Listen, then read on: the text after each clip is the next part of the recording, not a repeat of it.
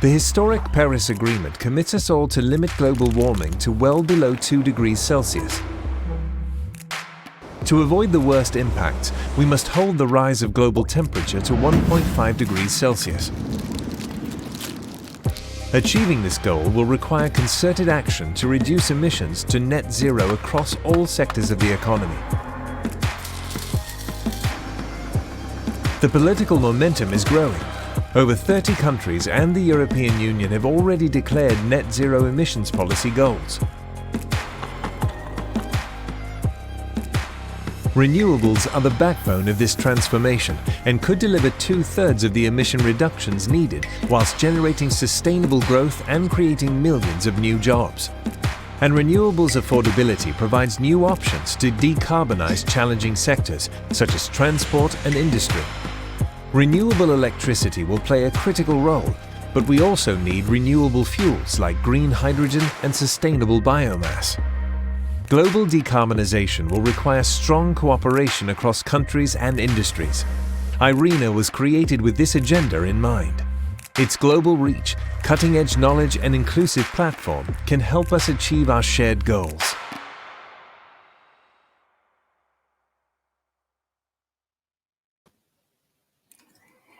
Hello and welcome everyone to an official side event for the 12th Clean Energy Ministerial Meeting.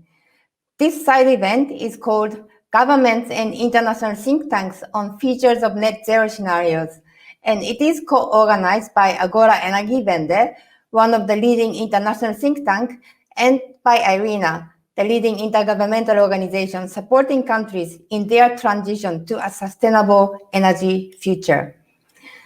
I'm Masami Miketa, Senior Program Officer, leading the work on long-term energy scenarios and energy planning at IRENA, and I'll be serving the Master of Ceremony for today's event. For those of you who might not know, IRENA has been the operating agent for the same campaign on long-term energy scenarios for the clean energy transition, or LTES campaign, since 2018. And earlier this year, the campaign has been upgraded to the LTES initiative.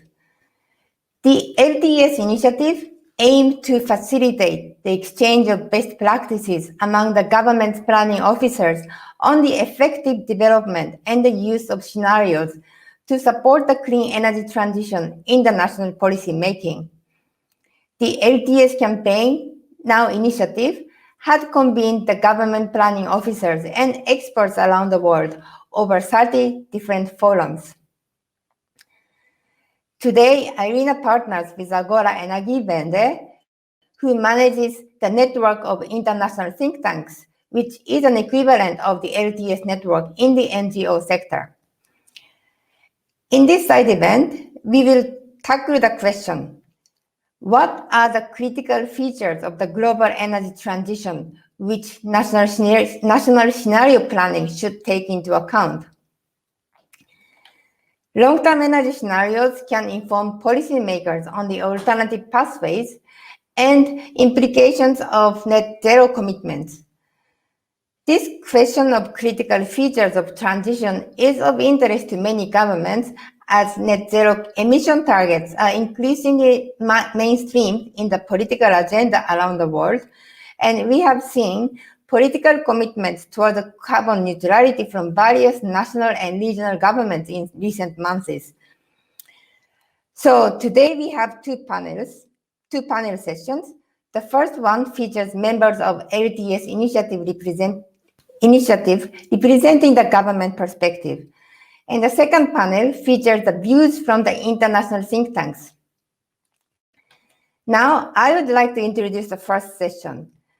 It will start with the scene-setting presentation by Dolph Gielen, who is the director of IRENA's Innovation and Technology Center.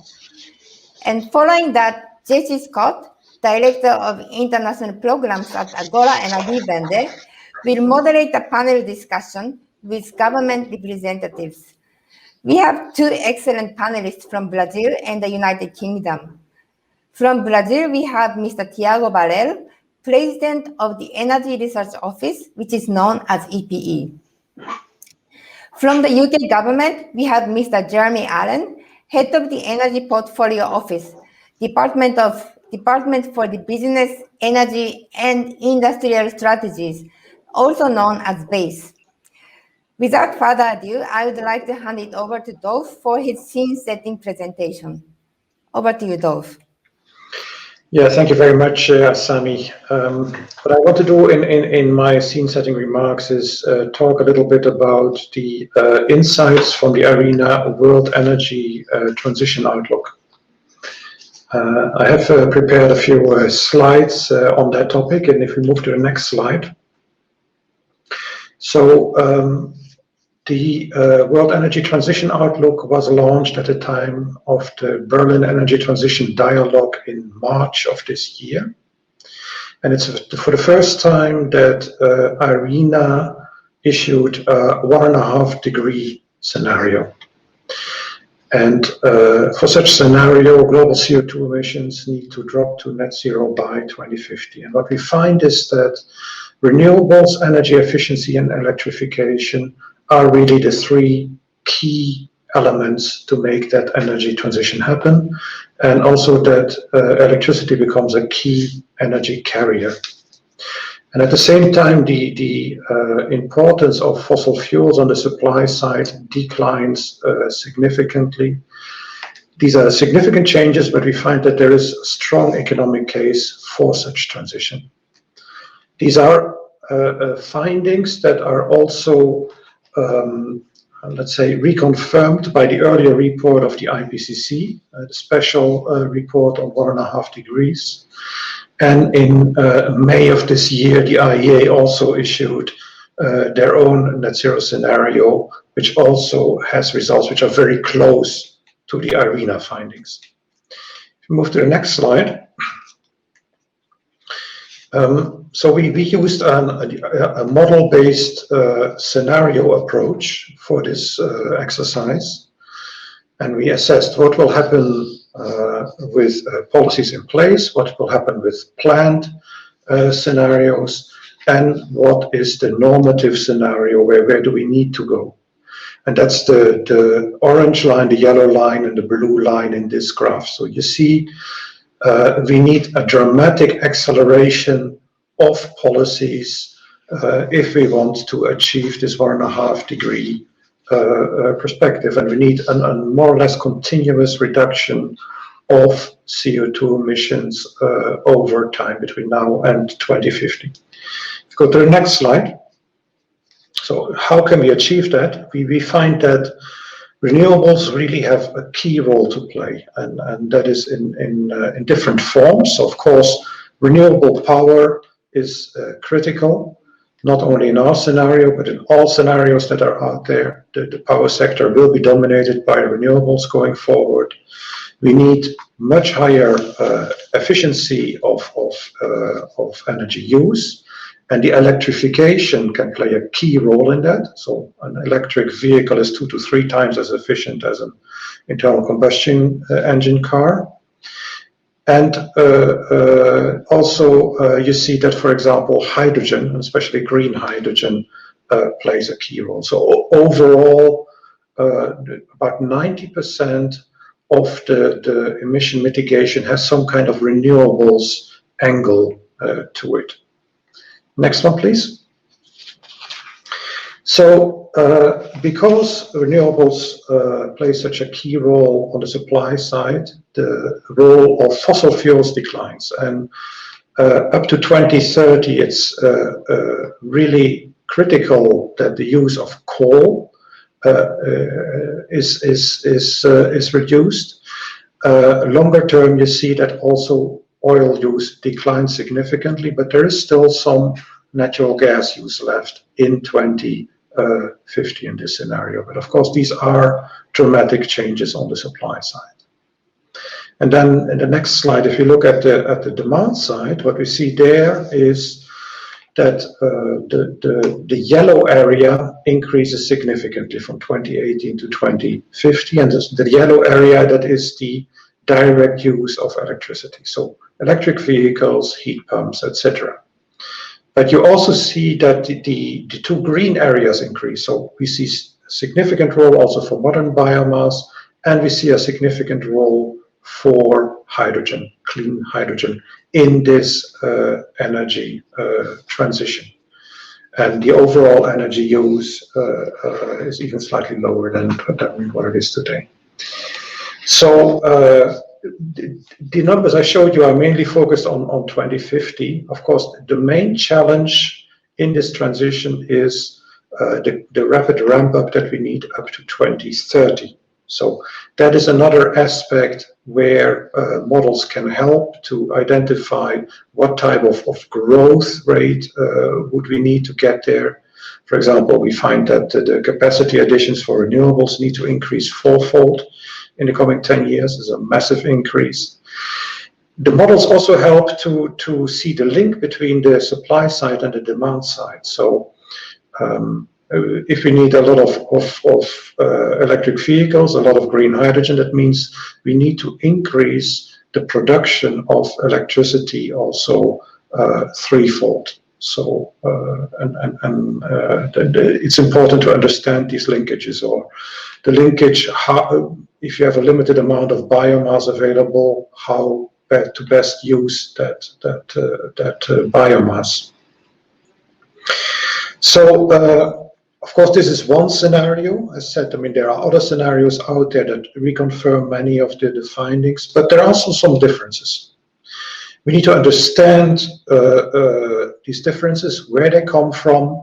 Is it really a modeling result, or is it an input assumption? And what does it then mean for the policy strategies that we need to put in place to make this transition happen? So that is a very important discussion we want to pick up in the context of the new long-term energy scenarios initiative. Also, we find that the stakeholders for this type of information are changing. We're getting now a lot more questions also, for example, from the financing sector and from ministries of finance. So there's a lot more interest for what are now the implications for investments and for financing needs. And of course, models can also help to identify these. So that's my initial remarks for this session. Thank you very much.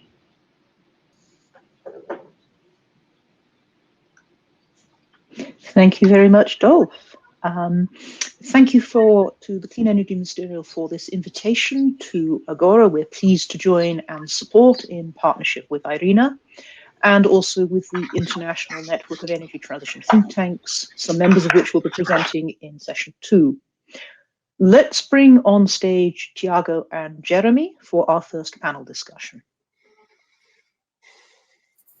Tiago, Jeremy, hello, and thank you for joining.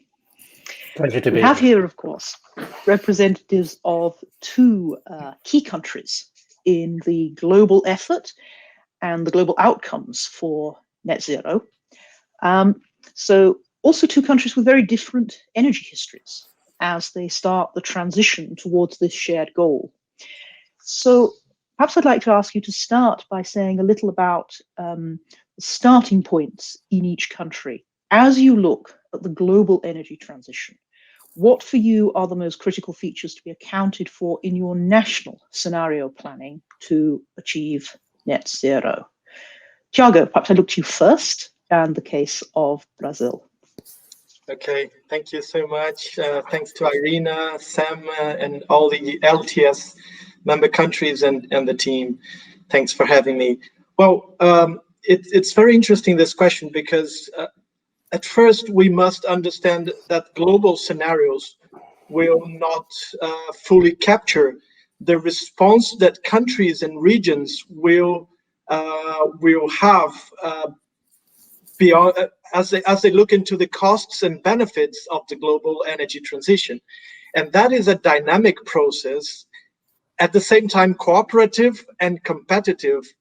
So countries will continuously respond and adapt to other countries' strategies, either as a group, a region, or individually. So this is a very dynamic process of responding, and global scenarios will set a scene for a discussion on these costs and benefits, the next steps, which technologies are needed or not at first time. So it will set a reference for the effort needed globally, and maybe some shares of responsibility around the world as well. But of course, when you go to a national level, that is, that has many implications, because countries and regions will have different resources, energy resources, will have different income structures, will have different urban infrastructure. So many issues will have to be addressed locally. Of course, some countries will be tempted to promote technology lock-ins because, and shape markets because of the economic and geopolitical interests and issues. Of course, that's absolutely expected in the process. And also supply and demand growth or decrease of different energy sources or carriers will evolve and need some level of coordination that is both on a domestic level, but also will have to respond to a global dynamic. So in the case of Brazil, we have a starting point which is very interesting, because in 2020, we are basically 50% renewable already. So that's a very interesting starting point for the country. And it proves that renewable energy can be very competitive in the country with fossil fuels. But it also means that going beyond 50% requires, and we have 85% renewable energy in the electricity grid. So it means that going beyond that will obviously be different than other countries or regions that are starting from 15, 20% renewable. So going beyond 85% renewable in the electricity grid is really challenging because of all the flexibility issues and so on. And going beyond the current levels of renewability in the transport and industry will also be challenging because of the new technologies, new fuels, and the green premium that is still required today. And as an emerging economy, as an emerging country with a lot of inequalities, it's really a political issue how to share those costs and also those benefits. So I would start by stating these concerns and issues. Okay, so the challenge, and you sound excited about the challenge while also recognizing many of its difficult elements. Jeremy, in the UK, I think there has been a long-term perspective. The UK has been running carbon budgets for a number of years. What is the UK perspective, just to open this discussion? Thanks. So where we find ourselves in 2021, I mean, if we look back, we see a history of the transition away from a predominantly fossil fuel-based power system, coal and gas, the introduction of nuclear, and then over the last 15 to 20 years, the increasingly rapid deployment of renewables, so that in 2021, we find ourselves with low carbon sources, somewhere around 50% or so of our power mix. We anticipate the very quick removal of the final elements of coal by the middle of the 2020s. We won't have any coal on the system, but we still will have a need for gas, and understanding the transition away from unabated gas is something that we will obviously have to think about. As we look forward and take a strategic perspective over the next 30 years out to 2050, and our national goal to be net zero emissions across the economy in 2050. A lot of what Dolf said in his presentation resonates with us. I think we would certainly agree that electricity is going to play a critical role in the transition to net zero, both within the power sector, but also because it is a vector for decarbonising heat, transport, and will be critical in those sectors too to reduce emissions. Sectors which are even more reliant currently on fossil fuels than power. For us, the challenge is we we need to think about how we deploy technologies, particularly renewables, but how do we do that retaining a sense of whole system approach, one that is not just about reducing emissions, as critical as that is, but where you maintain system operability and high levels of security of supply alongside massive reductions in emissions, and you think about the affordability of power to those who will pay for it, consumers. We need to think about what are our technology choices as we look to the next 30 years and recognize that right now in 2021, we don't know all the technology solutions that might become available to us over time. So how do we plan for what we can deploy today, which is commercially deployable? How do we anticipate and plan for options that are still on the drawing board, which are just being conceived and are in a pre-commercial stage? And then how do we think about not just the infrastructure, the power generation capacity, but the system and the critical enablers to make that a system, whether that's the network reforms, the reforms of markets that make it a system that infrastructure drops into and operates as a system that's efficient and performs the function we need electricity to do.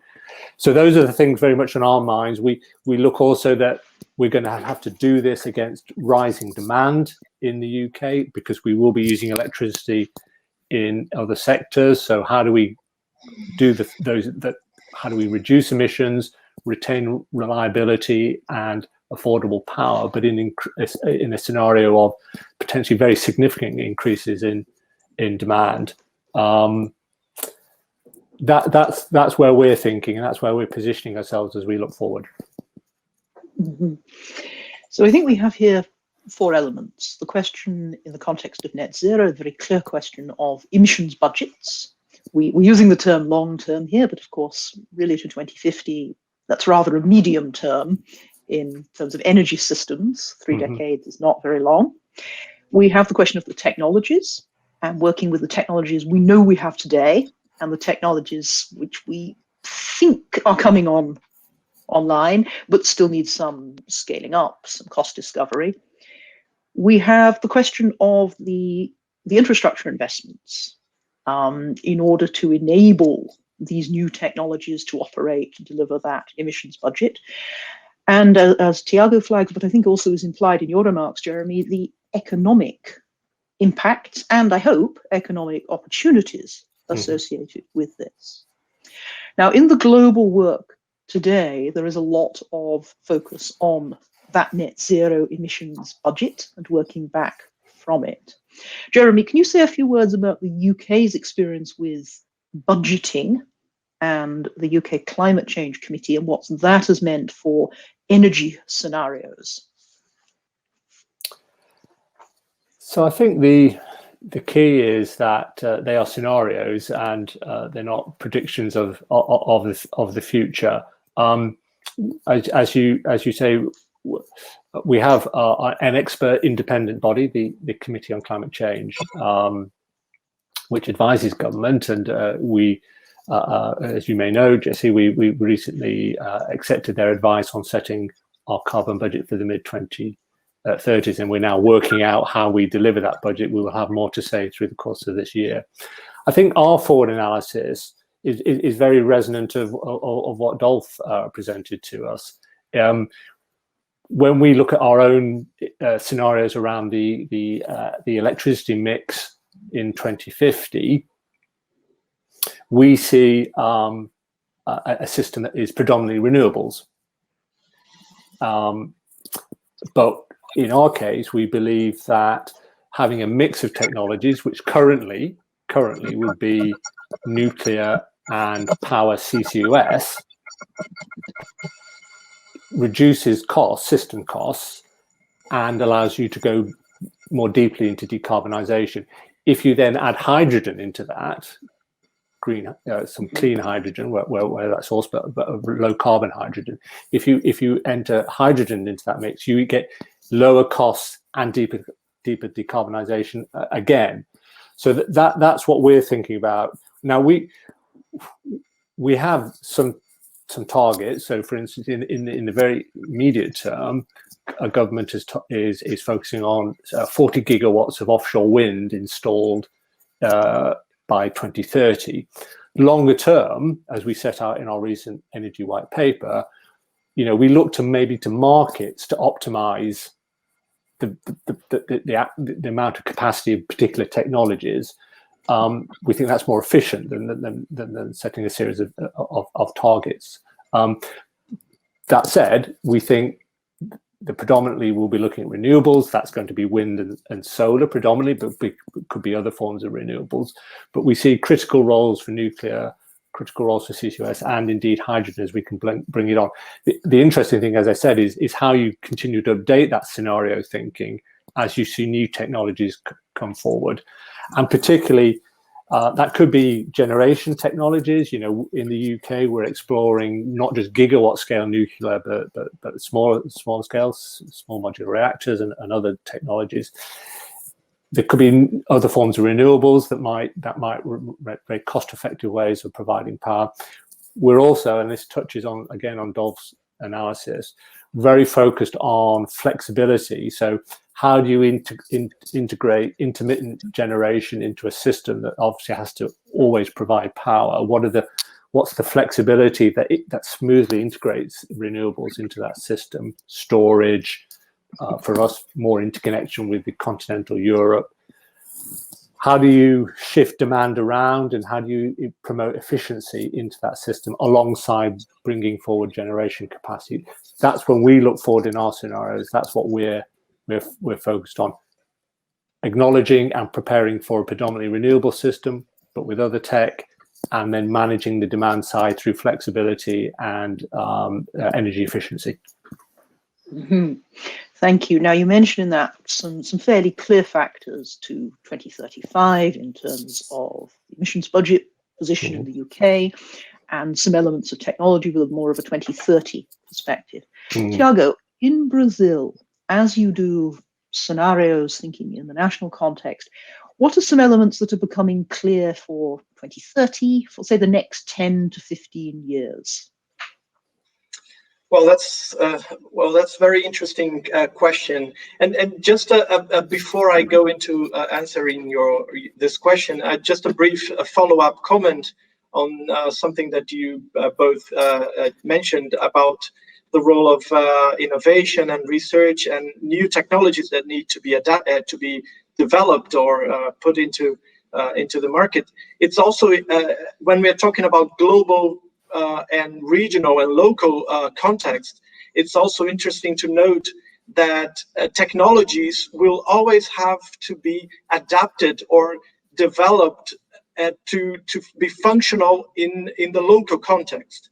So that is, it's not just about, for example, having green hydrogen technology. You will also need to develop and innovate to make it functional in the local conditions. And just one example of that, digitalization, grid digitalization. There are many, this is it can be used in many ways, but for tackling commercial losses in grids, in emerging economies and large cities, you need some level of innovation to address those specific problems. The same for biotechnology from sugarcane. That is the case of Brazil. 19% of our energy mix comes from biomass from sugarcane. So it requires level of adaptation and innovation on a local level. And it's something that is not easy to model when you're looking globally, but it's something that will be really important when having scenarios with a regional and local perspective. Now, going into your question, Jess, the NDCs, of course, now are focusing on 2025, 2030. So when you look in this time horizon, you will need to be talking about implemented policies already, or policies that are under implementation to deliver the more immediate results. When we look at the case of Brazil, for example, we have the RenovaBio, the National Biofuels Policy, with targets to reduce year by year carbon emissions in the transport sector. And we also have the power sector modernization agenda, also looking into the next 10 years to deliver results in the shorter term. But we also need to have the net zero scenarios, because otherwise we reach 2030 our targets, and then what's next? And we have not developed or prepared all the technologies, the policies, research that is needed so that we are not stuck in the levels that we are targeting by 2030. So both time horizons are important. And when we look at the carbon neutrality announced by the Brazilian government, we are now currently developing two main responses to that, which is the national hydrogen program, looking into not into delivering huge decarbonization by 2030 by means of low carbon hydrogen, but developing the technology, the regulatory framework, market structure, so that as we move after 2030, we will be in solid conditions to deliver the results. The same for the Fuels of the Future program, also looking into new sustainable fuels and developing a market structure for that. So that's our approach. We have both policies to address 2030, but we are also focusing on preparing the ground for not being stuck as we reach our targets in 2030. And in terms of preparing the ground, you've mentioned infrastructure, you've mentioned grids and the opportunity to digitalize grids, in particular to manage energy losses, and with that to deliver efficiency gains, a very important part of the puzzle. You've also mentioned hydrogen. What are the implications of hydrogen as an opportunity, and the implications more broadly of the climate neutrality goal in terms of infrastructure in the scenarios that you're looking at? Because infrastructure, as we know, takes many years to build. Well, yeah, you're absolutely right. If we look at the infrastructure in our cities, for example, in the large cities, medium-sized cities, and you talk about electrification, digitalization, you talk about access to modern energy, so huge challenges there. And not only the infrastructure itself, but when you also look and model globally the scenarios, you tend to follow the average income structure, the average characteristics or features of the technology and the economy.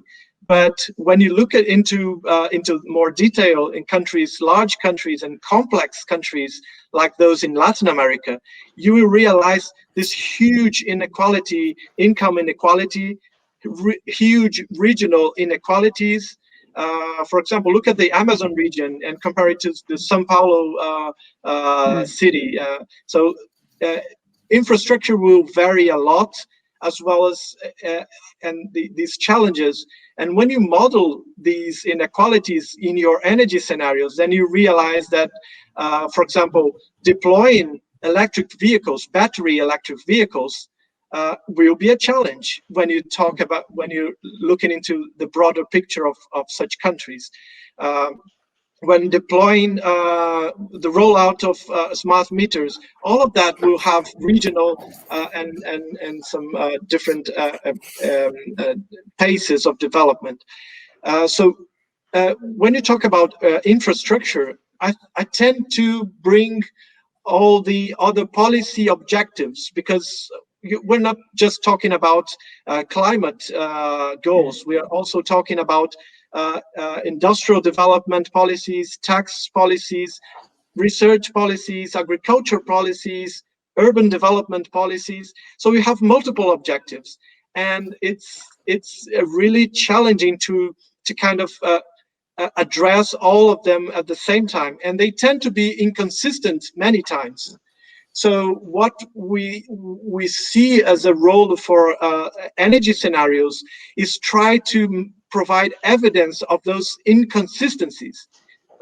So if you put money here, then and you put money here, then and you provide tax incentives for other things, then the result will not be possibly the best. And communicating that to the society and is also really challenging. So bringing the issue of infrastructure is quite also brings many other complexities. But I think huge investment, a lot of financing, and that's part of the challenge, right? Mm-hmm. I like very much your thought about the challenge of the inconsistencies. Remember the OECD report from, I believe, 2015 about the alignment, or rather the misalignment, of many policies with climate objectives. And we still face this challenge in a lot of the scenario work today. I want to pick up on one element of that, where we have a sort of a macroeconomic set of assumptions and a set of climate and energy assumptions. And that's the question of energy demand. And that's because that's very different as an element for your scenarios in your two countries. Jeremy, you've mentioned that there will be demand growth from the electricity sector. Now, in the UK context, correct me if I'm incorrect, that's in the context of essentially flat overall energy demand. That's a demand shift to electricity from other energy vectors. Tiago, in Brazil, of course, we have an emerging economy with rapid growth, with many social goals in that rapid growth, considerable population growth. And it'd be interesting to hear about some of your energy demand assumptions for the next 30 years. Perhaps Jeremy first on this question. What are the certainties and the uncertainties of energy demand as you look at scenarios which respect efficiency, climate goals, and other elements of economic strategy? Yeah, I think you're right. In the UK context, where we see demand is growing is for electricity, but that offsets demand in other sectors for other forms of energy, fossil fuels. So I think when we project forward, you see this kind of very decisive shift away from fossil fuels by 2050. So it's almost gone from our energy mix, but within a total of flat or lower overall demand. But with that challenge within that you are in our context potentially doubling demand for power, and that's I think where we're focusing our thoughts, which is, okay, so we need that infrastructure to be net zero consistent, so very, very low emissions, perform its function as a power system against rising demand, against the retirement of plant that we can foresee. So we have scheduled now the complete removal of coal in the next couple of years. Now that at the moment is at the margins, it's not providing a lot of power, but we will see our current nuclear fleet begin to retire over the next 10 years, all but one of the current fleet is likely to have retired over the next 10 years or so. We are building new nuclear in the form of Hinkley Point C, and we've announced that we'll begin a negotiation about a further gigawatt scale plant. See where that leads to. So we've got all these. We've got increased demand, low emissions, retiring capacity that needs to be replaced, and bring forward new plant that has certain characteristics. Fitting all that together is the big challenge, but it comes in the context of we're displacing and fossil fuels in transport and in heating. We do need to think very much about promoting greater efficiency, and so on the demand side, we have challenges in the UK context around the building stock, how new build is fully energy efficient, how we retrofit and improve the existing stock of housing or industrial business premises, so that we are helping to reduce demand. That's critical for helping consumers manage their bills, that they are using less energy and therefore their bills have an impact on that lower demand.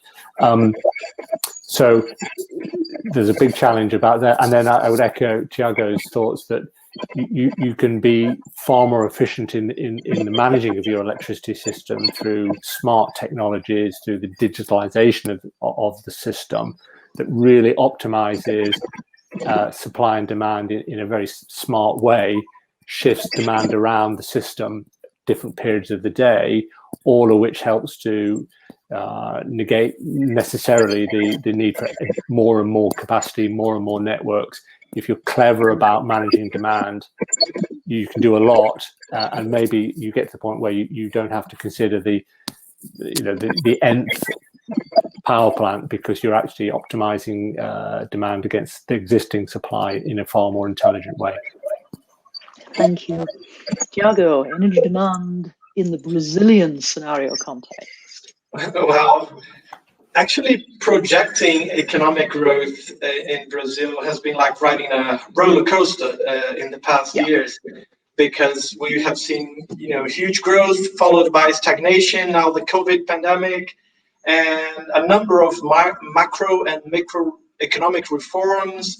So it's a really real challenge projecting future economic growth. So when uncertainty is high, then scenarios are the way to support decision making, right? Because you will not make the decisions based on one single trajectory. You will assess a number of possibilities and try to minimize your regrets when deciding. So that's how we do it. So, for example, when talking about the 2050 energy plan approved by the Ministry of Energy last December, we developed it based on two main scenarios. One is what we call the challenging scenario, in which we see a huge demand growth, economic growth and demand, and energy demand growth.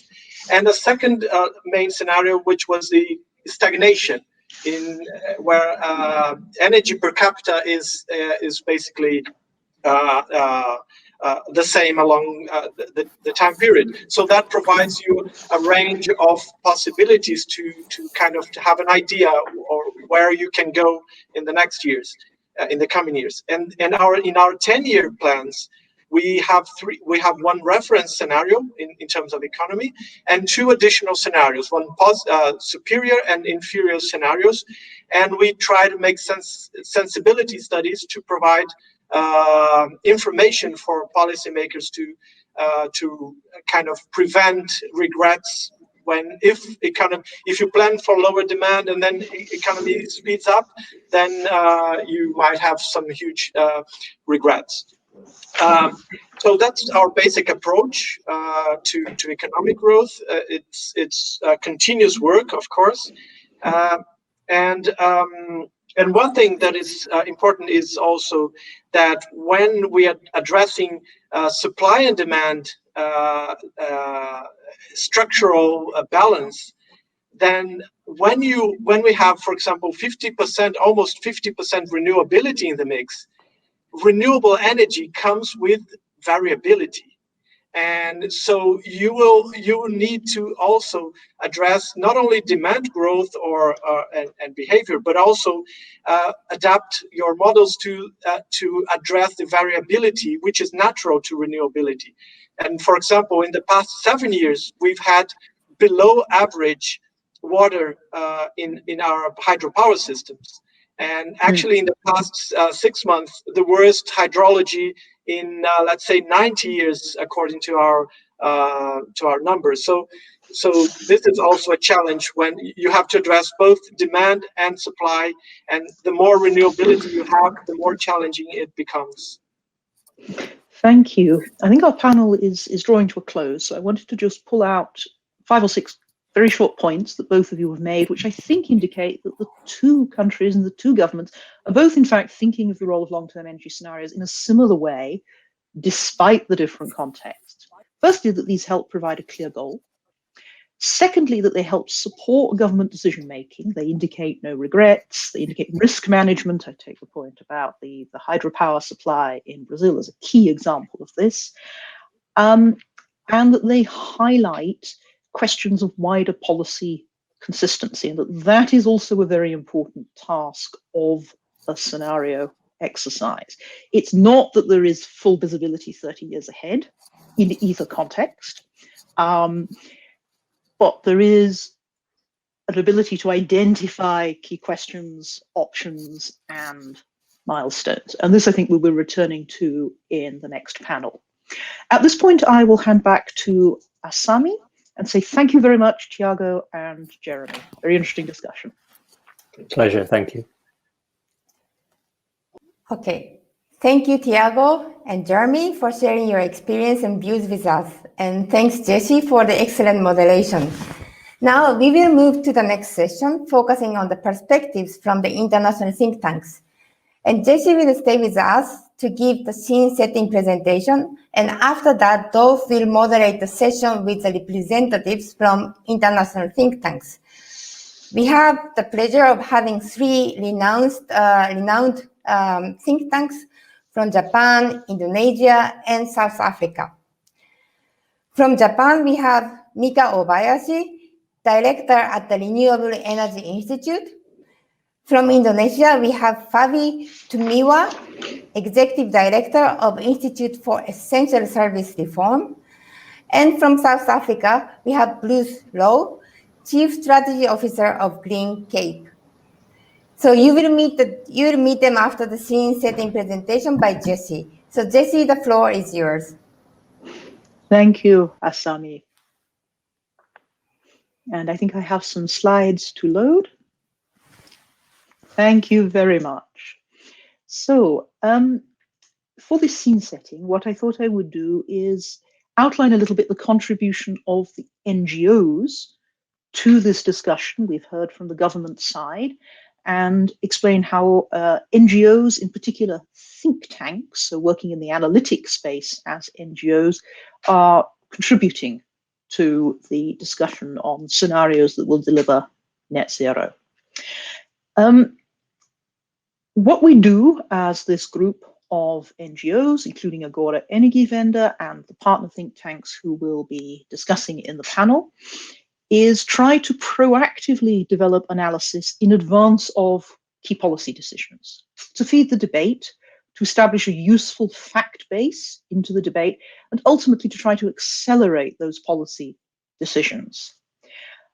We also try to, in doing this process, spend a lot of time listening to the different stakeholders in the discussion and creating a dialogue space where the stakeholders can share their questions and where policy ideas can be stress tested as an advance to the formal policy process led, obviously, in government. And it's very important that in this process, it is the national think tanks with their local know-how and also local legitimacy on this issue who lead the way. If I could have my next slide, please. Thank you very much. So the objective is equally clear for the NGOs. We are looking at the net zero target, and this means goals to 2050 on carbon and goals to 2070 on greenhouse gases. And it requires all countries to adopt a course towards this, with perhaps slightly different timelines from the mature economies and the emerging economies. To my next slide. Here are examples from the 4 think tanks participating here today, which are part of a wider network with around 20 member think tanks with specialist programs, or indeed entire teams, working on energy transition. We have an example of a report which we presented from Japan on renewable pathways to climate neutral Japan, a report from Indonesia, again on the renewable-based decarbonization pathway, from South Africa, where Green Cape are contributing to South Africa's development of a renewable energy master plan, and from Germany, where our colleagues have recently published a climate neutral Germany study. If I may say a word about the German study, since the others will be presented by their lead authors and experts, this study, which was published in April this year, is perhaps an example of how think tanks can contribute. The study looked at 3 steps to achieve climate neutrality, net zero, by 2045, setting out also milestones for 2030 in order to set the right course for the transition to succeed, including a coal phase out in energy and industry, reaching around 70% of renewable generation, decarbonization of the district heating system, and use of hydrogen in the energy sector and industry, and electrification in transport and heating. That study was launched actually at roughly the same moment that the German Federal Constitutional Court was considering the climate action brought by the young activists, a decision which has just been published, which ruled that the current action in Germany is insufficient to deliver on goals and ultimately therefore harms future generations' opportunities and civil liberties by postponing the decarbonization process. That Constitutional Court ruling has led to more ambitious policy proposals by the government, which in fact are a very close outcome to what Agora was modeling and publishing. Those main milestones see Germany now moving towards something like a reduction in emissions of around 65% by 2030 and around 88% on the 1990 baseline by 2040. These are really quite ambitious goals, and it's certainly launched a new stage of the policy debate in Germany. So this is the kind of work that the think tanks like to undertake. If I could move to the next slide. Here is a slide from the German study showing the important focus on the 2030 action points. And the next slide, which gives us a focus on some of the ways that these key milestones work out.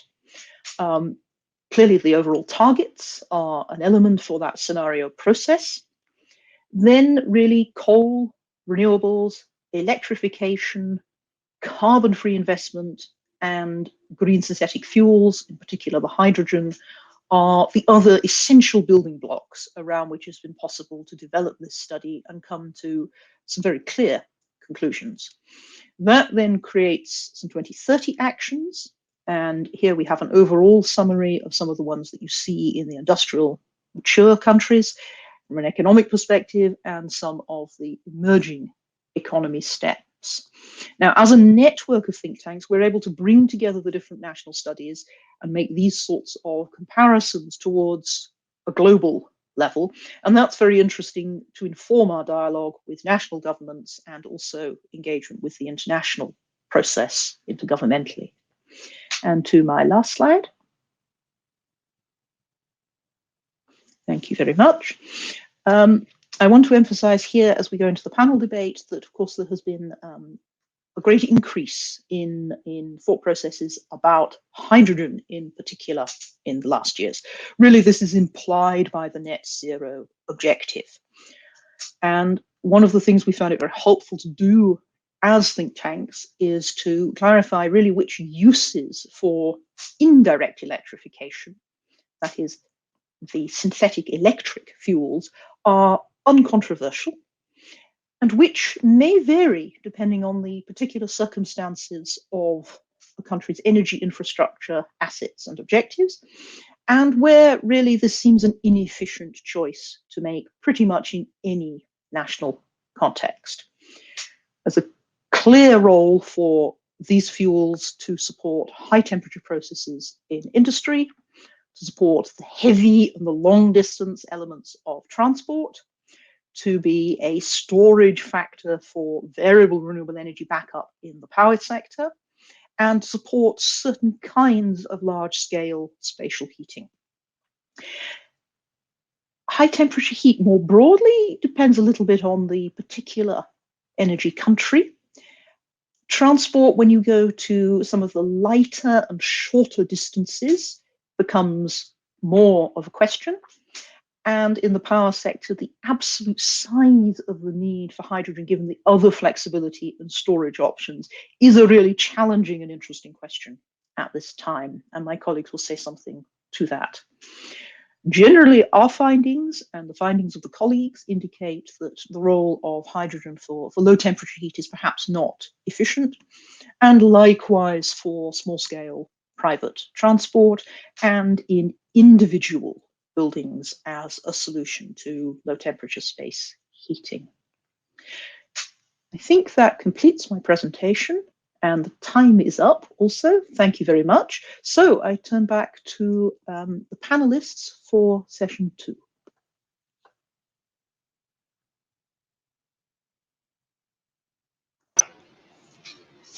Yeah, thank you very much, Jesse. That was a fascinating overview of the situation here in Germany.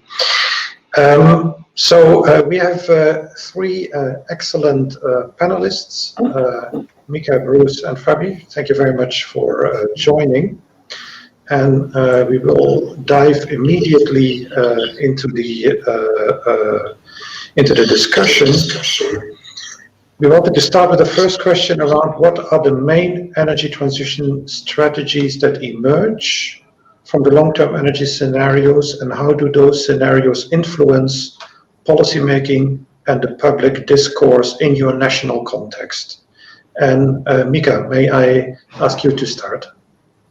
Thank you very much for Irina and Agora for organizing this event and included me in the discussion. It is quite interesting timing. At this very moment, Japan is debating the long-term scenario for 2050 and the energy mix for 2030, and we are watching carefully what will emerge in next 2 weeks.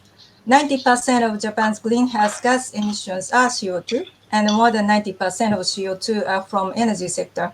Energy transition is the policy for climate action for Japan, but we do not have a regulation to limit total emissions, nor do not have an effective carbon pricing system, so coal remains the cheapest energy source in Japan. The debate on how to curb total emissions with energy transition is a new concept.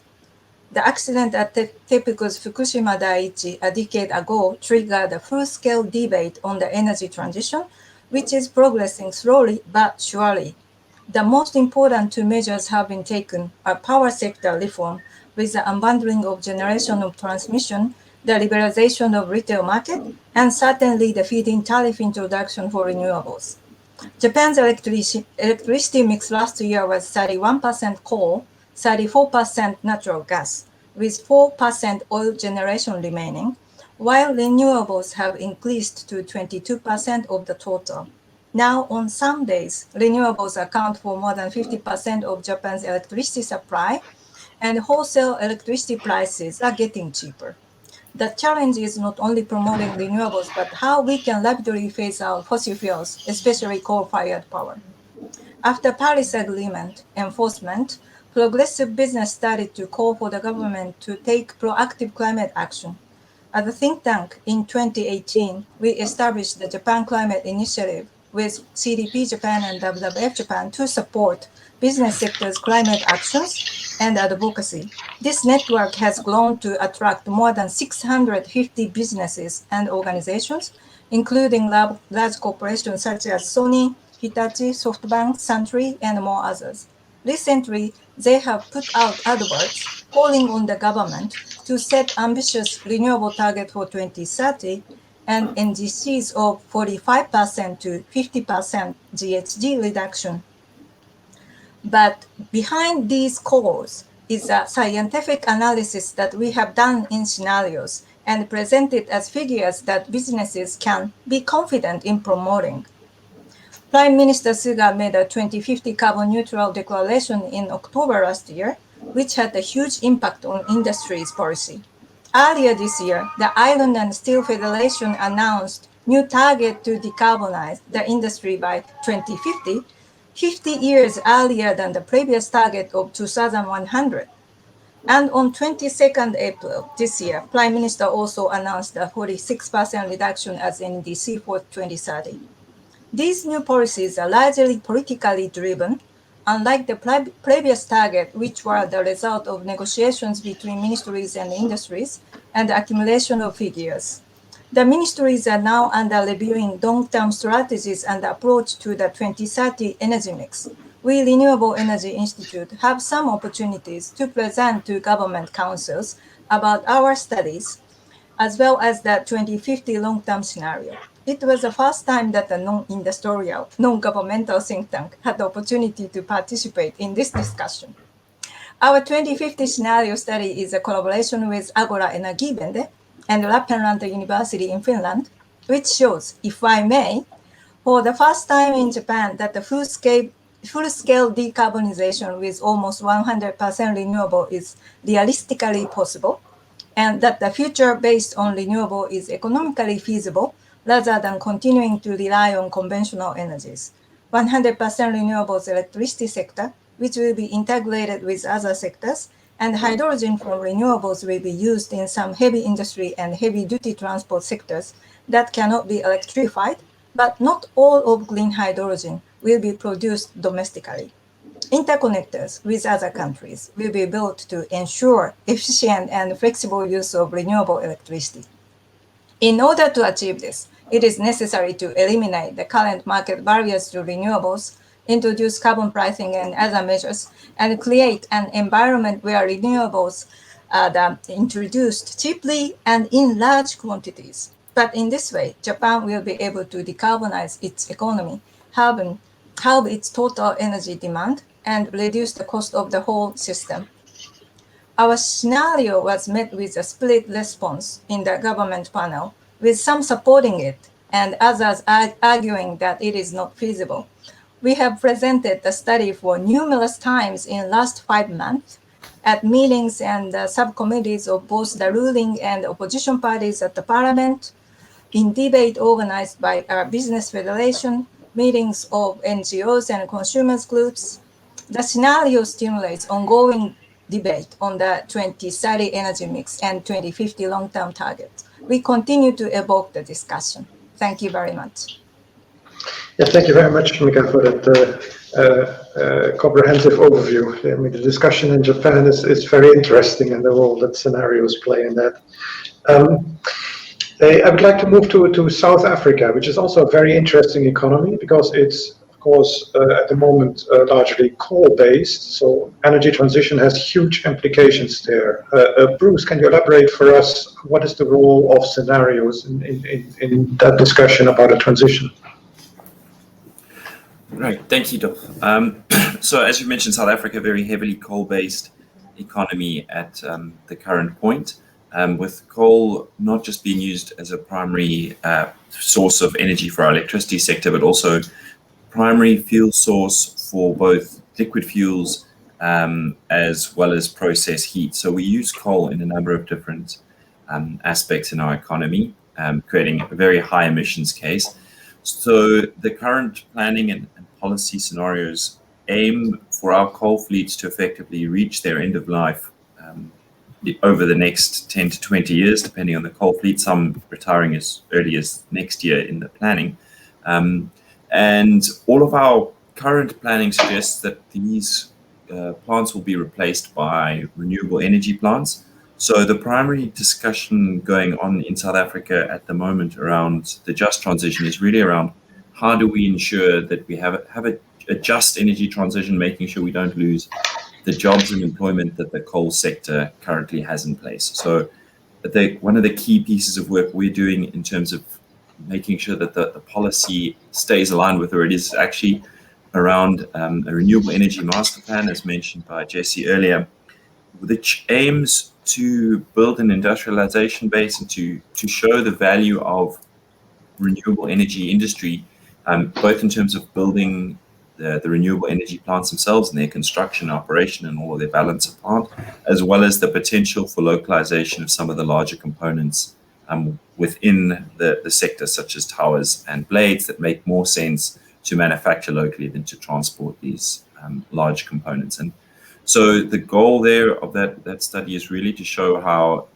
the decommissioning of coal doesn't provide a major threat to the current employment numbers and those that are employed in the coal sector. So in the South African case, it's really trying to avoid the competing scenario, I guess, in terms of a pathway forward is refiring and repowering of coal stations extending their life. And the coal life extension is really the worst case scenario in terms of reaching a net zero space, because that dramatically pushes out the timelines by which it would take for South Africa to reach a net zero space. So our work is primarily trying to show that there is no need to do that. A lot of the policy modeling and adjusting of the policy decision has been fairly successful, in part showing that renewable energy is in fact the cheapest option for South Africa in terms of new build energy. So that's been very successful in designing the plans. Now we're at a point where implementing the plans becomes more important than adjusting them. So the plans are not perfect. They still don't hit everything that has been modeled and pushed by the various think tanks pushing information into the sector. But they're very positive and a very good step forward for the country and sort of on the right track.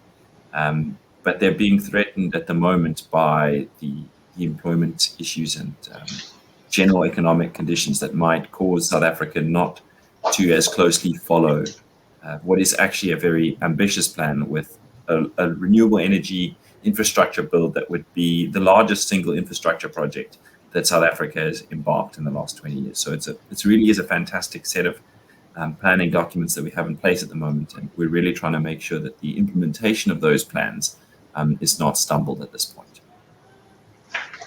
Thank you very much. And we see the same type of questions in IRENA. So more and more member countries come and say, well, what are the socioeconomic impacts? Can you prove that there is indeed a benefit? So that is clearly a frontier in scenario and modeling at the moment. Fabi, I want to move to the Indonesia case. Southeast Asia is seen as a key region in the global climate debate. And Indonesia, as the largest economy in the region, is of special importance. What is the discussion in Indonesia, and what role do scenarios play in that discussion? Yeah, thank you, Dolph. I think similar to South Africa, Indonesia also depends on coal for electricity generation. Around 60% to 65% of the electricity come from coal. And recently, the government also plans to increase coal utilization to replace LPG, import LPG. So we've seen that the plan actually moved to coal. Although recently the government has released the long-term strategy, and the current discussion in the country is that Indonesia will reach net zero emission by 2060 or sooner, with the emission will peak by 2030. That this actually still with that you see that a number of thermal power in terms of coal and natural gas in the pipeline, in the system, with carbon neutral technology like CCS. So it's still there is a number of that in the current scenario by government. And unlike government's scenario, we in ISR actually have come up with these different pathways that we look at the possibilities to reach deep decarbonizations by 2050 with 100% renewables. Our study shows that it is technically and economically viable to reach zero emission for the energy system based on 100% renewables by 2050. So it's earlier than what the government targets are. And with under this scenario, we are looking at incremental deployment of renewable energy, mainly solar, and the moratorium of coal power, and then phasing out of coal-fired power plants. So those are the key features of our decarbonization. So we actually looking at a 3-stage of this. So the first stage, from now until 2030, that we also envisions that the emission will peak by 2030, before then decline toward zero emission by 2050. So in this first stage, the 2020 to 2030, that the number of renewable energy has to increase dramatically from current level. But at the same time, there should be no new coal-fired plant built, and even there should be initial coal phase out, especially coal that already reached more than 30 years old. From 2030 to 2045, that's actually the big chunk where the remaining coal-fired power plant has to be phased out from the system. And at the same time, then we even increase more renewable energy and start to decarbonize the industry and transport. And after 2045 to 2050, it's remaining decarbonization of the difficult sectors like transport and industry, where we introduce the green hydrogen into the system. And I think that's kind of the pathways that we are actually looking. It's very, very important in our scenario is that the coal has to be stopped. And I think that's a bit political. It needs political decision from the government, because if you look at the current or existing national energy policies, it still contain coal still play a big role in our energy system, and that actually against the effort to meet Paris Agreement or to reach, in this case, net zero or zero emission by 2050. Indeed. So all three of you say that renewable, especially renewable power, is critical, and coal should be phased out. So this is the critical component in all three countries. But if we now look broader at technologies and what models tell us about technologies, Mika, if we take the Japanese policy, Japan has a very interesting discussion about nuclear. There is still a focus also on CCS, and there is also a focus on hydrogen cars, for example. Three remarkable characteristics of the policy. So what does your modeling and scenarios tell, and what kind of discussions do you have around such technology solutions? Yeah, I believe the world's approach to climate action over the past 30 years and the global energy transition of the past decade have clearly shown that the direction of technology that we need to implement. And Japan is not the exemption from that direction. Firstly, in supply and demand, renewables and energy efficiency. Secondly, energy storage and grid technologies to provide flexibility. And thirdly, the digital transformation that underpins it. Almost all of these are technologies that we already have, not technology that will be developed in the next 20 years.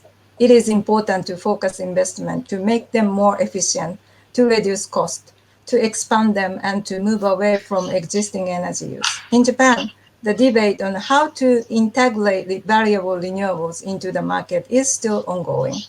The argument that the same amount of thermal power needs for adjustment for the expansion of variable renewables, or that blackouts will occur without base load power sources, such as nuclear and thermal. We first need to move away from the idea that the traditional electricity rationing system and relative trading are stable and secure. The 2050 long-term strategy currently being under discussion by the government assumes that Japan will continue to use three types of energy: renewables, nuclear power, and fossil fuel, as you mentioned. While renewables will be the main source of energy, new nuclear technology will be introduced, CCS and CCUS will be used with fossil generation, and hydrogen will be produced from fossil fuels and used to generate electricity. In our long-term scenario, the pathway to 100% renewable is laid out through least cost planning. Existing researches have shown that there is significant development potential in Japan for both solar and wind power, which could be supplied in large quantities as costs fall, and together with other renewable energy sources, 100% of electricity will be supplied by renewables. Thermal and nuclear power will not be economically viable to use after 2035, and using CCS will be even more costly, and it will be extremely difficult to secure storage sites for the captured CO2. In addition, nuclear power will only be able to provide at most 4 to 5%, we assume, of the electricity needed in 2050. Even if all reactors are restarted, their operation is extended to 60 years, and high capacity factors rates are maintained. A strategy that relies on these technologies to decarbonize Japan is unrealistic. The total cost of energy in 2050 will be 29% lower than in 2020 due to lower fossil fuel import costs, progress in energy efficiency, and lower renewable energy costs. Energy self-sufficiency will improve significantly from 12% to 68% in our scenario. Japan needs to bring down the current cost of renewables from double to triple that of other countries to global standards. This will require policy innovation, including the creation of markets that prioritize renewables over existing conventional energy sources and effective emission controls on coal. As I mentioned, the government is discussing the energy mix for 2030 and long-term strategy for 2050, preparing for the G7. With the publication of our scenarios and the presentation to the Government Council, 100% renewable is now being considered by the government as one of the scenario options. However, an interim report published last week calculated that the 100% renewable scenario would cost twice as much as conventional energy scenario.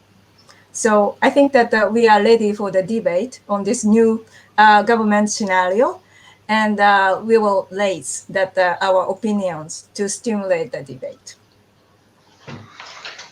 It's good to hear that scenarios and models play such an important role in the policy debate in Japan. Bruce, in a South African context, is there a consensus on the technologies that are needed going forward, or is there a lot of debate? Yeah, so there's a fair amount of debate happening in South Africa still, and I think it can be pretty much summed up as largely a protection of interests debate for the most part, with the key technologies debate happening around whether or not South Africa should follow a path that chooses only one technology as the way forward versus something that embraces all fuel sources. So government's current policy is that there is space for various different energy technologies, and that no single technology or group of technologies needs to be in play. So in the plans, there is provision and pushes to include some level of new build coal, although incredibly small and unlikely to really influence anything. And some level of talk around nuclear generation is also part of the discussion, which is often being debated as to should we be doing nuclear, should we be doing additional coal. So there's certainly a clear difference in opinion on whether you need to optimize on a single technology. It seems to be unanimous in the view that renewables has an important role to play. So that the wind and solar technologies have already proven themselves to be the most cost-effective option we currently have available. So the rollout of renewables will likely go ahead. The difficulties in terms of a debate around technologies happen more in terms of, do we push for fuel cell vehicles or electric vehicles, and that's largely driven by the platinum industry in South Africa in terms of the role of platinum in fuel cells being something that is being considered. So there's not a clear policy view on whether or not we should be pushing for electric vehicles or fuel cell vehicles. It's currently not a major area of work in South Africa because I think we're still quite a long way off on the vehicle side, whether it's fuel cells or electric vehicles. But it is certainly something that it's not as simple as looking at what the models tell you is the best path forward. There's more to it than just simply looking at the scientific research and what's cheaper, what will work best. There's certainly a lot of different interests and considerations that go past simply the economic modeling of the various technologies. So yeah, as it stands at the moment, onshore wind, solar PV are the two technologies that have come out as winners, and there's a lot of debate around the other technologies that may be used into the future. Thank you very much for these insights. In an Indonesian context, there's, for example, also a lot of debate around biodiesel and with very ambitious numbers out there. Are there any other technologies that are currently being discussed, and what is your perspective on these solutions? Yeah, that's right. This part of the government scenario is to increase the biofuel utilization, which is now the main feedstocks is actually palm oil. And the government has a target to increase the blending of the biodiesels from B30 right now into something like B40 in the, next year after 2025, and also aspire to have like B100s.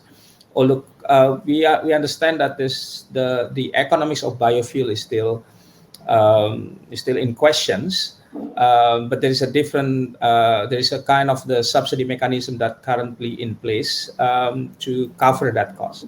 But also the government plan to increase the electric vehicle, and that's currently the government plan to build the infrastructure, in particular the industries of electric vehicles is actually battery and also car manufacturing, but also at the same time start to increase the infrastructure for charging infrastructure.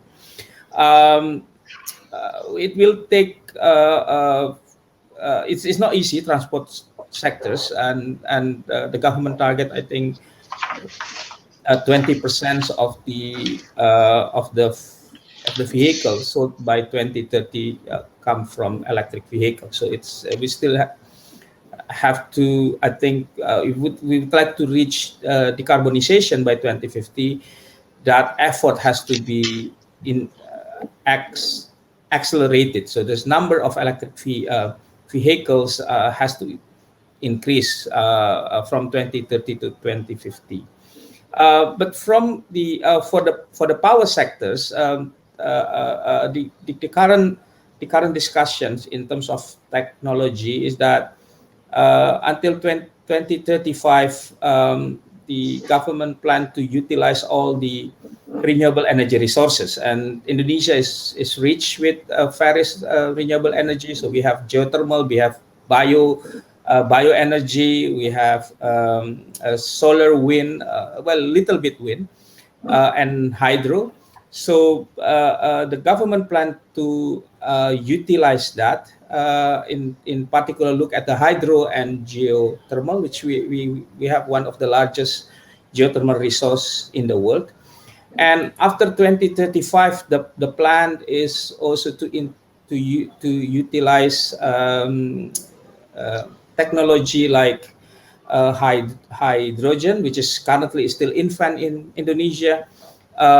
Also nuclear, we see is the government projection that nuclear will increase dramatically after 2035, and I think that's part of the also the reason, because the government look at the current generation 4 or SMR nuclear technology that, according to government, is safer. But under current, our national energy policy stated that still stated that nuclear is the last option. So that's why I think in the government scenario, the nuclear will be added after 2035. And also CCUS, CCS and CCUS, and for oil and gas, I think, as well as coal gasification or coal to demethyl ether. As I mentioned, the government plan to increase the coal utilization. So for producing demethyl ether, and it will be supplemented with a technology like CCS. Of course, these two issues, cost issue and the economic issue, is still questions whether it is economic enough for Indonesia to have that technology in a part of our energy system. That's actually in contrary with our models that shows that CCS and nuclear is actually not economically viable. So we base our current technology. So solar is the main technology in our system. I think around 80% of the energy mix by 2050 come from solar. Also storage technology, and given that the Indonesia is island archipelagic country, where the demand and supply for each islands not same, so we also have to increase the interconnection, inter-island interconnection, so we can transfer this supply from other island through another island. So that's part of the scenario. So in our model, we have shown that we actually doesn't need nuclear if we can utilize solar and storage. Of course, the discussion that currently have within the government and utility is that similar to Japan, is that we need baseload power. So that's why I think nuclear come into the equations. But I think we can prove, and current recent evidence shows that solutions like solar or variable renewable energy plus storage can actually provide similar capabilities like baseload power plant, something like that. Thank you very much, Fabi, for these insights for Indonesia. So as a wrap up, I think I can conclude that from a think tank perspective, that scenarios and models have a very important role to play in this discussion. Thank you very much for these insights, and I hand it back to Asani.